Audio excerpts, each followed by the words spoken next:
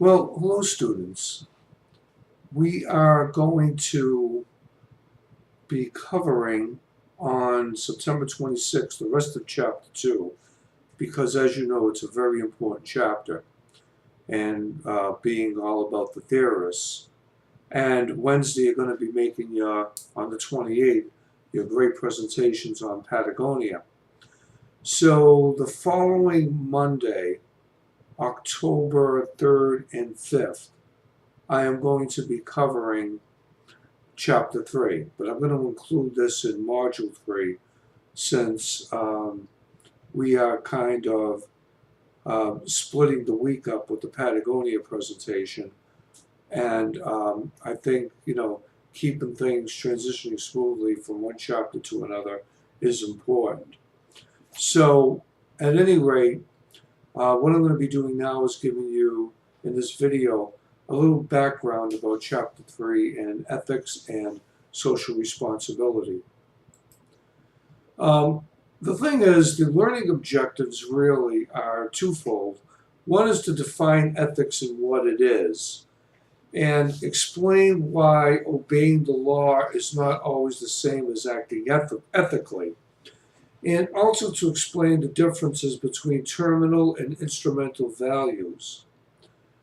The other thing is to identify the 4 alternative views of ethics, and then contrast cultural relativism with universalism. We want to define ethical dilemmas and give workplace examples of that. And then we also want to identify Kohlberg's stages of moral development. Explaining how ethics intensify, influence ethical decision making is essentially important. And then look at how ethical decisions are influenced by an organization's culture and their external environment. We want to list 4 common rationalizations for unethical behavior and then differentiate between amoral, immoral, and moral ethics.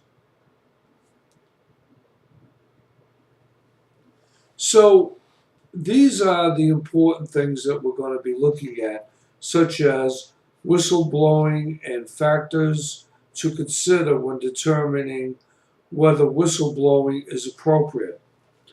We also want to define sustainability and corporate social responsibility. We want to discuss stakeholder management and identify key organizational stakeholders.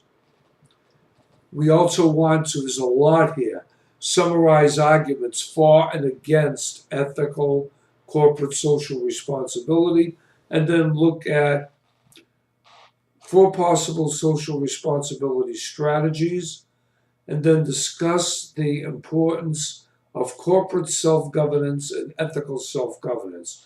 Now, whether we're going to get through all of that, I don't know, but what I think is 2 really important things, and one is to look at ethical behavior, what is it, and then look at social responsibility, define what it is, and see how ethics and legal are the same and different. That's kind of the whole thing.